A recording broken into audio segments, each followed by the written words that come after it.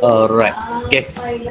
Jadi tanpa melengahkan masa lagi, kita terus mulakan kelas kita pada hari ini dengan bacaan Ummul Kitab Al-Fatihah. A'udzubillahi minasyaitonir rajim. Bismillahirrahmanirrahim. Alhamdulillahirabbil alamin. Arrahmanirrahim. Maliki yaumiddin. Iyyaka na'budu wa iyyaka nasta'in. Ihdinas siratal mustaqim. Siratal ladzina an'amta 'alaihim ghairil maghdubi 'alaihim waladdallin. Jangan nampak macam ada lag sikit.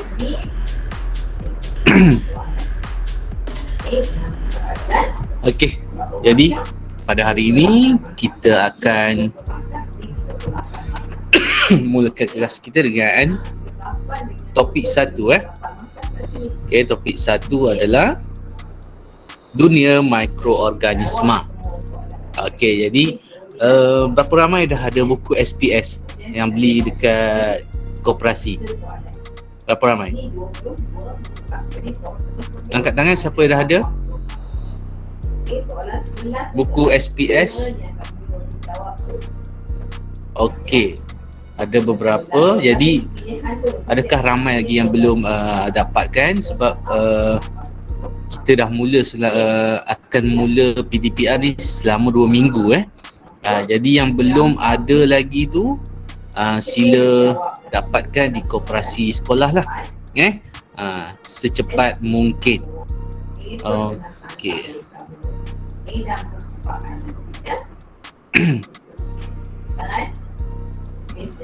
Okey, jadi pada hari ni kita nak tengok apa berkenaan dengan topik ini. Okey, jadi 1.1 ni kita akan lihat dalam dunia mikroorganisma. Kita akan tengok masuk flora normal, menyenaraikan 5 jenis mikroorganisma, dan kita nak banding 5 jenis mikroorganisma ini mengikut dari segi saiz. Sekejap cikgu batalkan dia punya auto animation. Ini buku teks kamu dekat line 2. Okey. Dan kita tengok tu. Ini antara topik yang kamu baca. Slideshow. Okay. Baik, ini topik yang pertama kita akan sentuh tentang Okey, manual. Saya tak ada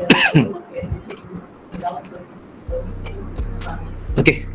Okey, kita mula balik. Kita ada 3 objektif yang kita nak capai hari ini So, pastikan awak dapat capai ketiga-tiga ini, maksudnya awak dapat faham ketiga-tiga objektif ini Okey.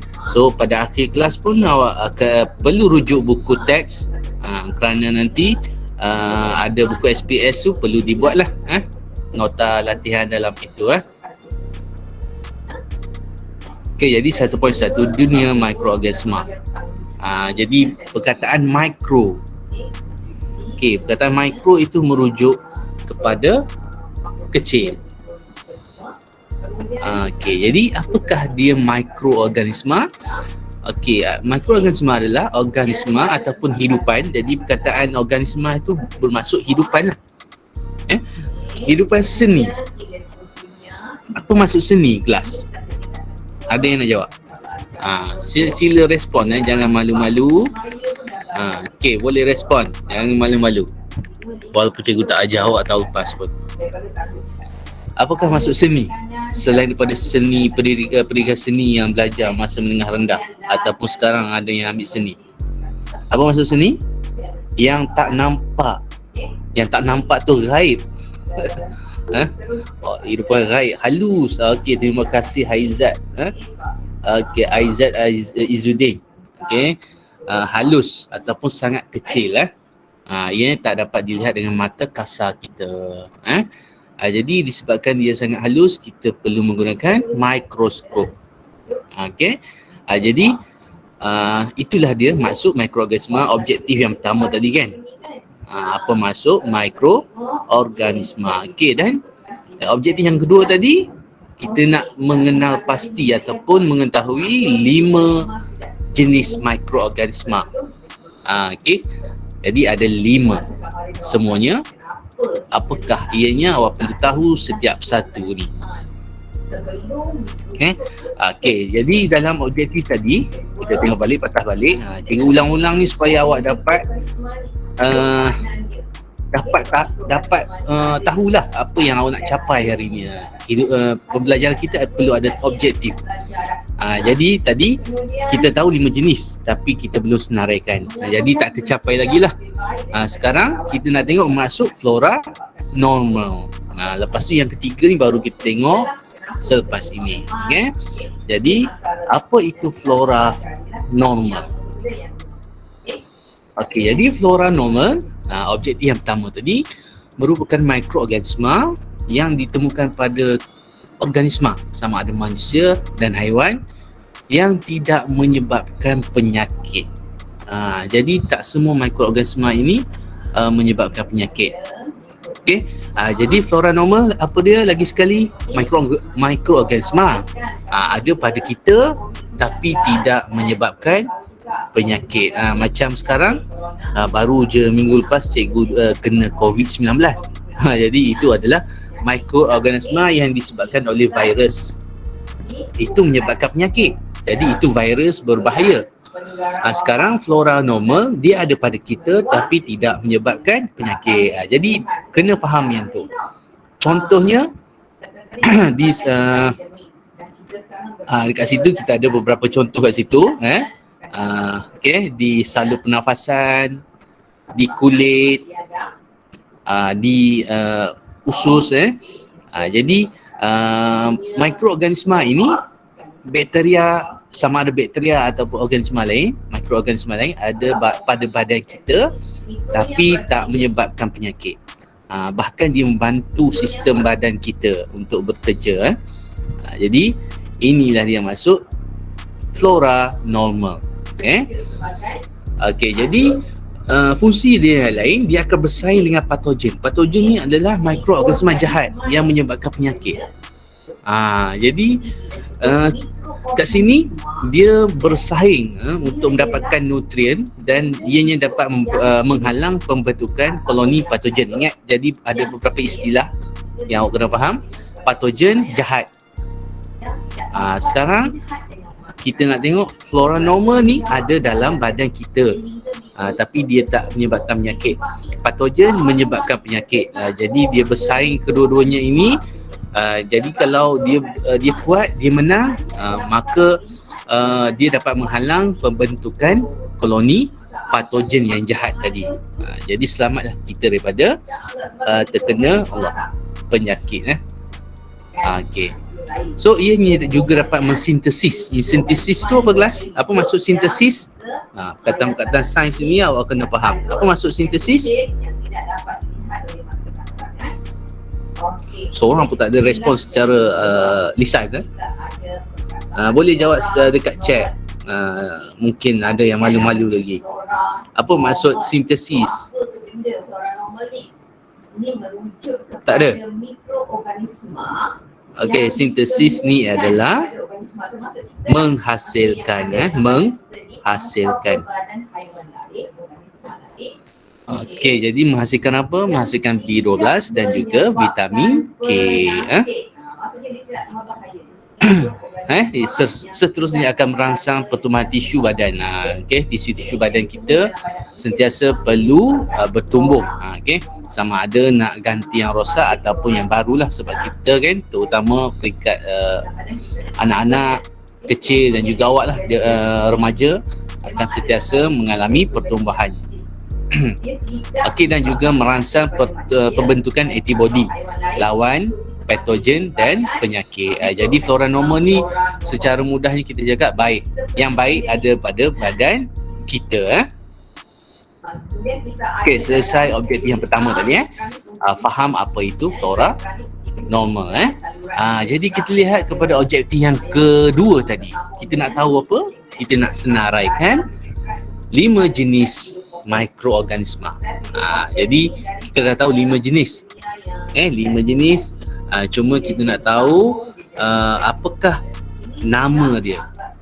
Jadi kat sini kita ada 5 bermula dengan, dalam slide ini mula dengan kulat. Kulat, alga, protozoa, bakteria, virus. Okay. Kalau awak nak buat secara mnemonics ni macam ringkasan, awak boleh gunakan istilah perkataan kakak, alif, kepada manusia. pergi, beli vitagen. Jadi mudah sikit nak ingat. Kakak alif pergi beli vitagen, iaitu kulat alga, protozoa, bakteria dan virus. Jadi tak kisahlah awak buat macam mana pun, cara mengingat, pastikan boleh ingat kelima-lima ini. Sekejap cikgu nak tukar setting sekejap. Right. Sekejap ya. Setting. Dia lah najis lah. Tapi kalau dia banyak, lebih. Okey, setakat ni jelas Suara cikgu semua jelas? Kalau jelas, raise hand ataupun boleh type di chat kalau jelas. Jadi, yang ini antara Alamak, dia hang pula. Kita ada 36 sekarang. Okey, ada yang raise hand Harap-harap jelas lah sebab bila buat kat sekolah ni ada dengar suara-suara cikgu lain lah. Okey, kita teruskan.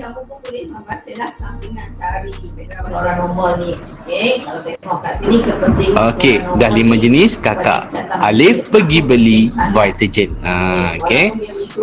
Kat sini pun boleh gunakan Habib, lebih kurang tapi rasanya dah senang tadi. Cikgu bagi analogi kakak alif pergi beli vitagen. Okey, jadi sekarang ni kalau lelaki kan ada pasangan, nak cari pasangan, mestilah kita tahu, kena tahu siapa nama. Okey, contoh nama penuh Siti Payung. Nama manja apa? Nama manja contoh Siti kan. Okey, manakala saiz badan, kurus ke, berisi ke, tinggi ke, rendah. Okey, muka comel ke tidak? Manakala kita nak tanya awak suka makan apa kan? Okey, berasal pada mana? Okey, dan pembiakan. Ini kalau cari pasangan. Jadi samalah seperti mikroorganisma. Kita nak kena kenal dia dari segi semua ini. Apa dia? Kita nak kenal dia dari segi siapa namanya, saiznya macam mana, besar ke kecil. Walaupun dia memang kecil, dia ada kategori dia pula. Ada yang sangat-sangat kecil, ada yang tak boleh tengok dengan mikroskop biasa. Jadi saiznya macam mana mikroorganisma tersebut, macam mana bentuk dia. Ada bulat, ada bujur, ada macam selipar. Okey, dan suka makan apa, kita kelaskan sebagai nutrisi, pemakanan mikroorganisma itu. Orang mana, berasal dari negeri mana, umpama habitat, dia tinggal kat mana, pembiakan. Jadi bagaimana mikroorganisma ini membiak. Jadi kita akan tengok ke semua aspek ini. Sama macam nak mengenal pasangan tadi, analogi dia. Okey. Jadi sebelum kita nak kenal mikroorganisma, kita nak tahu tadi nama kan. Lepas tu bentuk. Okey, jadi bentuknya kita bahagi kepada dua. Sama ada dia dikategori sebagai uni. Uni maksudnya sel ringkas, satu sel, uni. Manakala multi, bukan multi ni, multi sel. Manakala multi sel ni banyak sel. Okey, kemudian nutrisi. Adakah dia boleh hasilkan makanan sendiri? Jadi kalau boleh hasilkan makanan sendiri, contoh fotosintesis, itu jenis boleh produce makanan sendiri. Okey, seperti kat sini kita akan berkenalan dengan apakah benda hijau ni. Dia menggunakan matahari dan menjalankan proses fotosintesis lah. Menggunakan karbon dioksida dengan bantuan cahaya matahari dan juga klorofil, dan jadilah proses fotosintesis. Itu boleh hasilkan makanan sendiri. Okey, manakala saprofit, dia memperoleh makanan kita boleh gantikan dengan perkataan yang lebih canggih, nutrien. Kalau awak lupa perkataan nutrien, boleh guna je perkataan makanan. Tapi macam tak best sangat. Jadi memperoleh nutrien daripada organisma mati. Okey, jadi pastikan awak jelas. Hasilkan makanan sendiri, saprofit dan seterusnya kita ada parasit.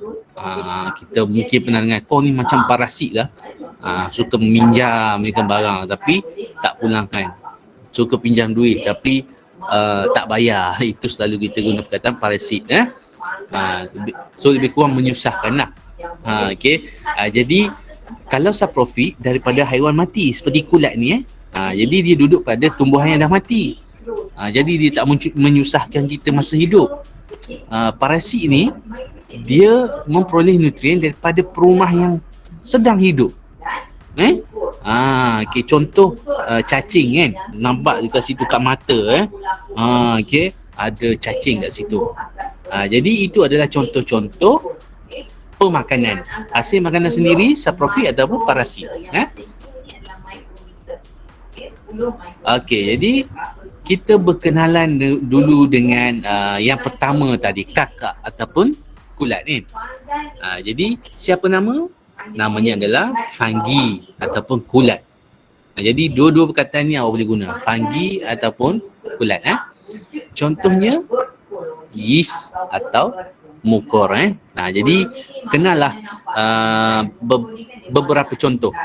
Tapi kalau kulat ni paling famous ni adalah yeast. Okay, yeast. Pernah dengar tak yeast? Kat mana pernah jumpa yeast? Jadi sekarang kita ada dua. Ulang balik semula. Kat mana pernah dengar yeast? Tak ada respon ni. Kat mana? Roti cikgu, roti. Kat roti. Danish. Semasa nak menghasilkan roti. Terima kasih. First time dengar suara kat sini. Nak buat roti, nak buat donat kan, kita gunakan yeast. So itu sebenarnya kulat, mikroorganisma yang berfaedah. Mukor ni kalau biarkan roti awak terdedah ataupun roti yang dah expired lama, awak akan nampak tompok-tompok hitam. Itu adalah kulat yang dinamakan mukor. Bukan yeast. Okay. So ini yeast dan juga mukor yang ada pada roti yang dah berkulat lah. Kalau kita panggil berkulat, itu sebenarnya mukor. Okay. So itu adalah dia punya struktur. Dia ada spora, okay, dia ada haifa dan seterusnya lah. Okay. Okay, bagaimana dengan saiz? Okay, saiznya adalah 10 mikrometer. Okay, mikrometer. Jadi saiznya kecil. Tapi bukan sangat kecil, sangat-sangat kecil. Dia saiz kecil tapi masih boleh nampak. Kita boleh nampak kulat kan dekat roti. Hitam-hitam tu. Jadi boleh nampak lagi. Jadi mikrometer 10 hingga 100 mikrometer. Okey, bentuk macam mana? Jadi bentuk dia macam ni lebih kurang. Okey, jadi awak boleh tengoklah buku teks nanti macam mana rupa bentuknya. Itu yeast. Okey, yeast adalah unicell, manakala mukor tadi adalah multisel. Apa maksud unicell tadi? Satu sel. Manakala multisel, banyak sel. Okey, pemakanan. Kita dah tengok tadi saprofit. Apa dia saprofit tadi? Dia menumpang ataupun mendapatkan makanan pada organisma yang dah mati. Okey. Dan ada juga yang parasit. Tumbuh pada organisma yang masih hidup dan dapatkan makanan. Okey. Jadi ada dua pemakanan untuk kategori kulat. Saprofit dan parasit. Okey, jadi habitat, tempat tinggal. Jadi kulat dan juga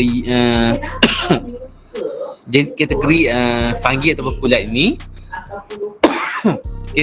hidup di tempat yang mempunyai bahan reput yang banyak. Itu seperti tinja najis lah, kulit haiwan dan juga makanan, habitat dia. Sebab Okey. Dan juga di tempat yang gelap dan lembab. Jadi disukakan tempat yang gelap dan lembab. Okey, bagaimana dia membiak? Dia membiak, kalau yeast pertunasan, pertunas, dia bertunas lah. Awak nampak? Okey, dia bertunas. Okey, so itu adalah pembiakan Essex. Essex ni maksudnya dia sendiri je, tanpa proses pembiakan. Kemudian kamu nampak macam batang pokok. Okey. Ni batang pokok. Manakala mucor juga pembentukan Essex. Essex ni tanpa pembiakan proses persenyawaan lah. Okey, jadi pembentukan spora. So kita tengok ni macam kulat pada roti tu kan, ada spora-spora. Okey, jadi itu cara dia membiak, menjadi banyak. Orang ni berterabur keluar. Atau dia juga boleh membiak secara seks, iaitu konjugasi. So dia perlu ada pasangan lah. Okey, macam mana? So dia bertemu pasangan itu dan dia bergabung, dia punya hypha tu. Jadi kat situ dia membentuk gamet, zygote dan zygospora lah. Jadi mucor ada pembiakan Essex dan juga seks. So kena tahu serba satulah. Okey, seterusnya kita pergi ke alga. Yang ni cikgu laju sikit lah. Okey, jadi alga kita ada contoh. Jadi rujuk buku nanti Chlamydomonas dan juga Spirogyra. Okey, Chlamydomonas tu awak nampak macam ala-ala serangga tu kan. Okey. Manakala yang bentuk macam ni Spirogyra. Jadi kadang-kadang exam dia bagi gambar. Apakah kategori haiwan atau mikroorganisma ini? Jadi kena tahulah. Bentuk dia unik. Yeast dengan mucor tadi lain kan? Yeast mucor lain. So kita tengok yang ni macam serangga, yang tu batang dia macam tu, Spirogyra. Okey. Kita ada juga alga laut, saiznya 1 mikrometer hingga beberapa ratus mikrometer. Okey. So bentuknya, nampak bentuk dia. Okey, ini bentuk dia, Chlamydomonas unicell. Kita ada Spirogyra multicell. Okey, pemakanan dia. Okey, jadi tumbuhan mikroorganisma ini boleh menghasilkan makanan. Jadi prosesnya adalah proses fotosintesis, yang gunakan karbon dioksida dengan bantuan cahaya matahari dan juga ada klorofil tu kan. Okey, seterusnya habitat. Di manakah dia tinggal? Jadi alga ini duduk di air tawar, air masin. Okey, tanah lembab dan kulit pokok yang terdedah kepada cahaya matahari. Sebab apa perlu cahaya matahari? Sebab proses fotosintesis tadi. Kalau kulat tadi tak perlu fotosintesis, dia menumpang dengan parasit kan. Jadi tak perlu cahaya matahari, dia nak tempat lembab. Yang ni cahaya matahari sebab dia nak proses fotosintesis. Okey, pembiakan. Jadi kita tengok kalau Chlamydomonas species ini belahan ada dua. Dia membelah kepada dua. Daripada satu dia membelah jadi dua. Seterusnya dia sentiasa membelah jadi banyaklah. So itu proses pembiakan sejenis Essex. Essex ni dia sendiri. Konjugasi dia berpasangan secara seks. Dan Spirogyra, okey, menjalankan pembiakan konjugasi. Okey, so nampak tu dia bercantum. Bercantum. Jadi sama macam kulat, kategori kulat tadi kan. Ada Essex, ada secara seks. Jadi kena ingatlah istilah-istilah itu. Okey, yang ketiga. Okey ke setakat ni? Okey ke? Jelas nanti kita buat quiz sekejap lagi. Kita test. Okey, so seterusnya kategori protozoa. Okey, kenapa Syahira? Ada soalan ke? Kita panggil dia sebagai saprok. Tak ada. Ke nak respons okey tadi. Okey, jadi seterusnya protozoa. Kita ada contoh Ameba ni macam roti. Roti pula macam telur goreng, telur mata kan. Okey. Manakala paramecium ni bukan parameswara, paramecium macam selipar. Macam selipar. Jadi setiap bentuk ni dia ada keunikan dia sendiri. Tugas awak kena ingat. Macam telur ni ameba. Macam selipar ni paramecium. Kategori apa? Kategori protozoa. Okey. Jadi dia adalah unicell untuk paramecium dan juga unicell untuk ameba. Nampak ameba joget-joget tu tu cara dia bergerak. Manakala ini paramecium. Paramecium bergerak. Okey. Apa saiznya? Saiznya lebih kurang je macam tadi kan. 5 mikrometer hingga 250 mikrometer. Bentuk berubah semasa bergerak untuk ameba. Paramecium bentuk selipar tadi kan, berbentuk selipar berbulu. Yang berbulu tu maksudnya silia. Silia ni lah dia akan bergerak. Cara dia bergerak menggunakan silia. Okey, pemakanan. Jadi ada yang parasit, ada juga yang fagositosis. Okey, jadi special untuk ameba ni namanya fagositosis. Dia ada kaki palsu untuk bergerak dan mengepung makanan. Nampak tu. Dia tengah kepung makanan dia kat situ ini. Okey, seterusnya habitat. Kat mana ameba ini duduk jadi habitatnya dia adalah di air tawar, tanah lembap, air laut dan perumah. Manakala paramecium di air tawar. Pembiakan. Okey, ameba dia ada belahan dua, dia membahagi kepada dua. Nampak kat situ grafiknya. Makin banyak kat situ. Manakala paramecium belahan dia dua. Okey, membelah secara dua juga.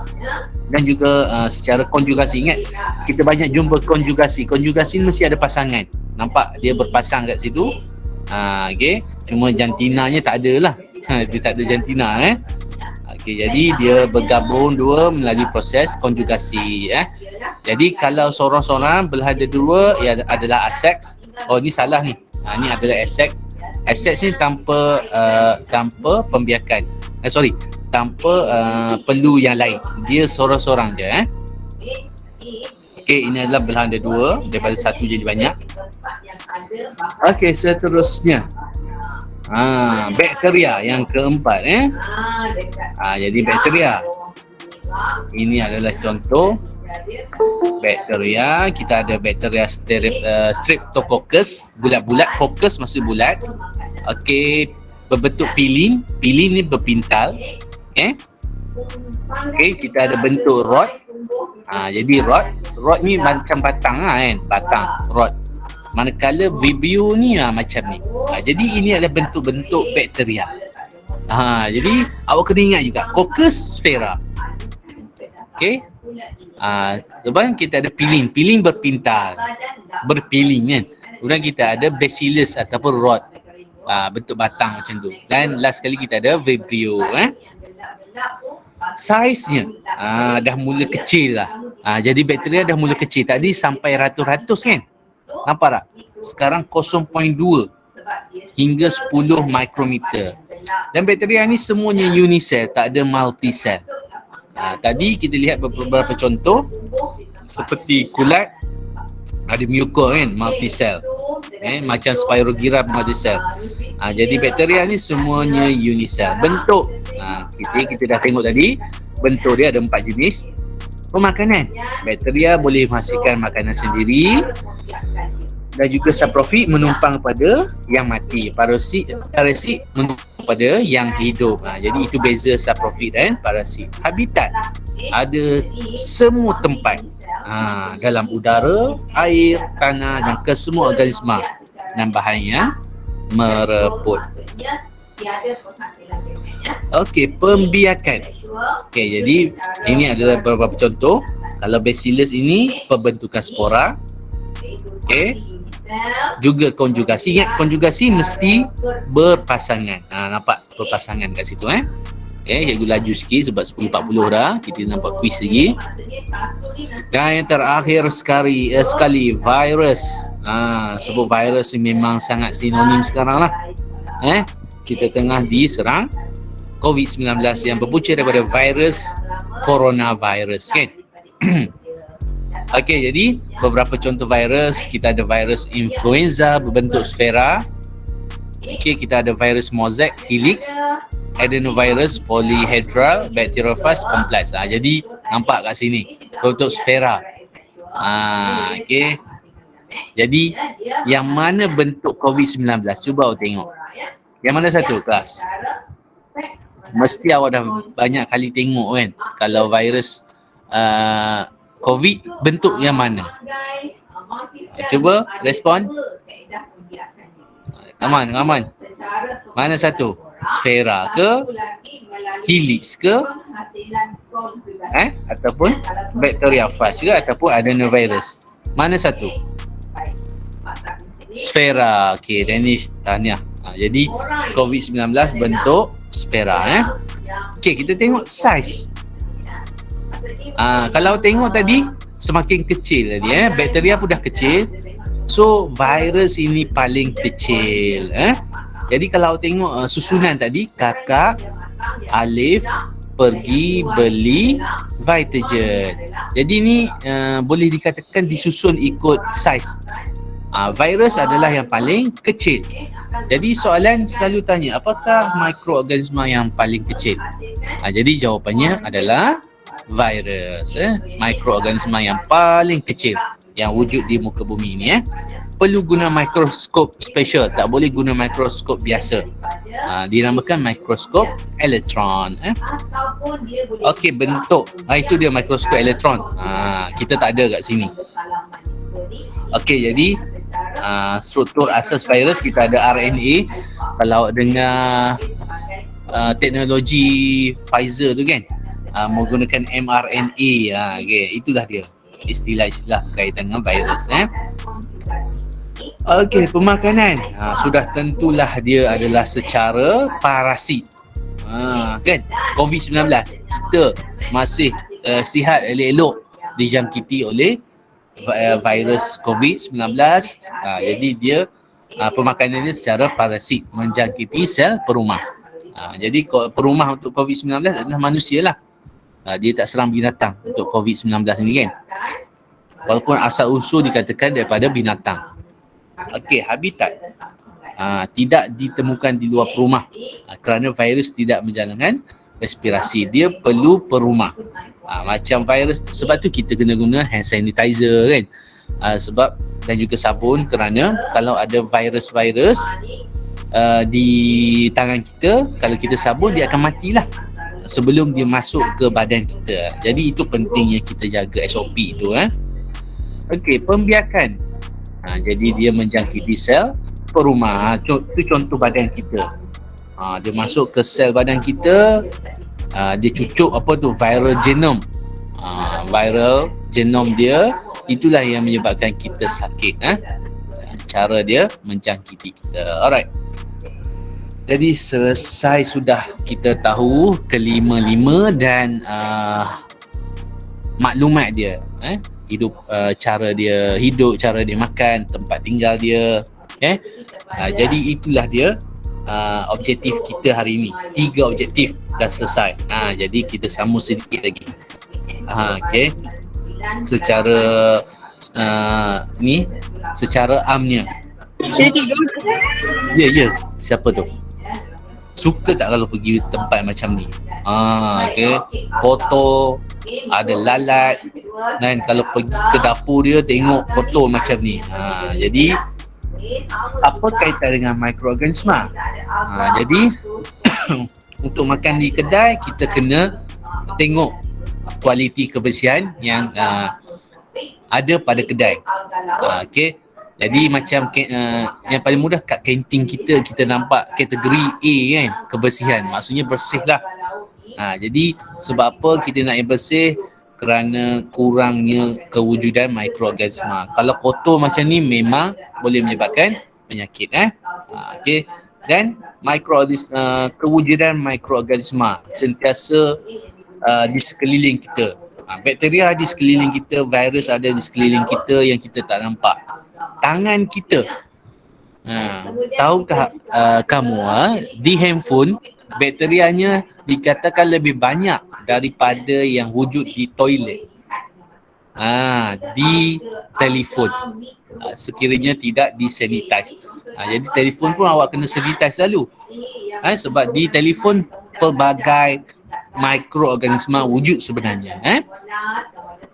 Jadi ini adalah gaya hidup norma baru kan. Kita kena basuh tangan sentiasa, pakai sanitizer dan ada mask hand.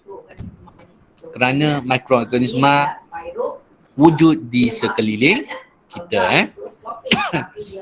Dan kita dah tahu dalam agama kita, agama Islam, kebersihan adalah sebahagian daripada iman kita kan. Alright. Jadi kita dah selesai.